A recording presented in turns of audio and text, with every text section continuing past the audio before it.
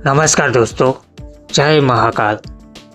दोस्तों, महाकाल को लेकर आज भी सच है ये कहानी। रात के समय यहाँ नहीं ठहर सकता कोई भी। आज के वीडियो में हम जानते हैं महाकाल के बारे में, एक सत्य घटना पर कहानी, जहाँ आज भी रात के समय कोई भी ठहर नहीं सकता। मध्य प्रदेश राज्य के उज्जैन नगर में स्थित महाकालेश्वर मंदिर को सभी जानते हैं। यह मंदिर भारत के 12 ज्योतिर्लिंगों में से एक है। ज्योतिर्लिंग मतलब वह स्थान जहां भगवान शिव ने स्वयं स्थापित किए थे। पुराणों, महाभारत और कालिदास जैसे महाकवियों की रचनाओं में इस मंदिर का मनोहर वर्णन मिलता है। पुराणों में शिव का नाम रुद्र रूप में आया है। रुद्र संहार के देवता और कल्याणकारी है। विष्णु की भ्राति शिव के भी अनेक अवतारों का वर्णन पुराणों में प्राप्त होता है। शिव की महत्ता पुराणों के अन्य सभी देवताओं में सर्वाधिक है। जटाजूटधारी, भस्म भभूत शरीर पर लगाए, गले में नाग, रुद्राक्ष की मालाएं, जटाओं में चंद्र, गंगा की धारा, हाथ में त्रिशूल एवं कटी में बाघंबर और नंगे पांव रहने वाले शिव कैलाश धाम में निवास करते हैं। पार्वती उनकी पत्नी अथवा शक्ति है। गणेश और कार्तिकेय वे पिता है। यूं तो इस मंदिर का काफी महत्व है। यहाँ भक्तों का तांता लगा रहता है, लेकिन इस बात को बहुत कम लोग जानते हैं कि भगवान महाकालेश्वर ज्योतिर्लिंग की उत्पत्ति कैसे हुई थी। आज के वीडियो में हम जानेंगे कि सूर्य देव की 12 रश्मियों से प्रकट हुए थे ज्योतिर्लिंग।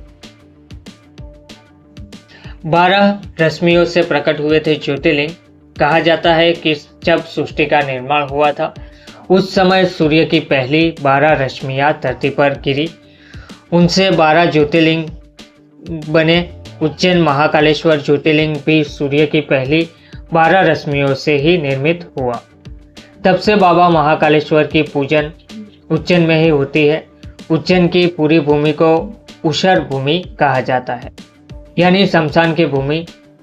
भगवान महाकाल का मुख दक्षिण दिशा की ओर है, इसलिए भी तंत्र क्रियाओं की दृष्टि से उज्जैन महाकाल मंदिर का बेहद खास महत्व माना गया है। महाकाल की नगरी में हरसिद्धि, काल भैरव, विक्रांत भैरव आदि भगवान विराजमान है। उज्जैन में महाकालेश्वर मंदिर परिसर में कई देवी देवताओं के कई मंदिर है। महाकाल बाबा के दर्शन के लिए मुख्य द्वार से गर्भगृह तक कतार में लगाकर श्रद्धालु पहुंचते हैं। मंदिर में एक प्राचीन काल का कुंड भी है। यहाँ स्नान करने से पवित्र होने और पाप एवं संकट नाश होने के बारे में कहा जाता है। महाकालेश्वर मंदिर 3 खंडों में है। नीचे वाले हिस्से में महाकालेश्वर स्वयं है, बीच के हिस्से में ओमकालेश्वर है, ऊपर के हिस्से में भगवान नागचंदेश्वर है। भगवान महाकालेश्वर के गर्भगृह में माता पार्वती, भगवान गणेश एवं कार्तिकेय की मूर्तियों के दर्शन भी किए जा सकते हैं। जानकारी के लिए आपको बता दें कि भगवान श्री कृष्ण ने भी अपनी शिक्षा उज्जैन से ही ग्रहण की थी। उज्जैन की ख्याति प्राचीन काल से ही धार्मिक नगरी की तौर पर देखी गई है। यहाँ लंबे समय राजा महाराजा विक्रमादित्य का शासन हुआ करता था।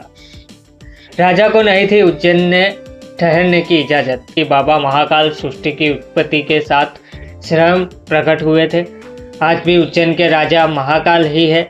बाबा महाकाल के बारे में एक कथा प्रचलित है जो आज भी सच है। पहले किसी भी राजा को महाराज महाकाल की नगरी उज्जैन में ठहरने की इजाजत नहीं थी। ऐसा इसलिए था क्योंकि कहा जाता है कि सर्दियों पहले कोई और राजा एक रात यहाँ गुजार ले तो उसे अपनी सल्तनत गंवानी पड़ती थी। इसी वजह से महाकाल की शरण में रहने के लिए सिंधिया राज घराने ने महल बनवाया। उस समय में सिंधिया राज घराने ने उज्जैन में कालीदेह महल अपने ठहरने के लिए बनवाया था। कहा जाता है उज्जैन आने पर सिंधिया महाराज इसी महल में ठहरा करते थे। आज भी प्रधानमंत्री और मुख्यमंत्री भी रात के समय उज्जैन में नहीं रुकते हैं। यह कथा आज भी उस जमाने की तरह ही सच है। आज भी उज्जैन के राजा बाबा महाकाल ही कहलाते हैं। क्यों होती है भस्म आरती? तो शिव पुराण के अनुसार भस्म सृष्टि का सार है। एक दिन पूरी सृष्टि इसी राग के रूप में परिवर्तित होनी है। सृष्टि के सार भस्म को भगवान शिव सदैव धारण किए रहते हैं। इसका अर्थ यह है कि एक दिन यह संपूर्ण सृष्टि शिवजी में विलीन हो जाएगी। भस्म तैयार करने के लिए कपिला गाय के गोबर से बने कंडे, समी, पीपल, पलाश, बड़, अमलतास और बेर के वृक्ष की लकड़ियों को एक साथ जलाया जाता है। इस दौरान उचित मंत्रोच्चार भी किया जाता है। इन चीज़ों को जलाने पर जो भस्म प्राप्त होती है उसे कपड़े से छान लिया जाता है। इस प्रकार तैयार की गई भस्म भगवान शिव को अर्पित की जाती है। पापों से भी मुक्ति मिलती है। ऐसी मान्यता है कि शिवजी को अर्पित की गई भस्म का तिलक लगाना चाहिए। जिस प्रकार भस्म से कई प्रकार की वस्तुएं शुद्ध एवं साफ की जाती है, उसी प्रकार भगवान शिव को अर्पित की गई भस्म का तिलक लगाने से अक्षय पुण्य की प्राप्ति होगी। साथ ही कई जन्मों के पापों से भी मुक्ति मिल जाएगी। महाकाल की पूजा में भस्म का विशेष महत्व है और यही उनका सबसे प्रमुख प्रसाद है। ऐसी धारणा है कि शिव के ऊपर चढ़े हुए भस्म का प्रसाद ग्रहण करने मात्र से रोग दोष से मुक्ति मिलती है। जय महाकाल, हर हर महादेव।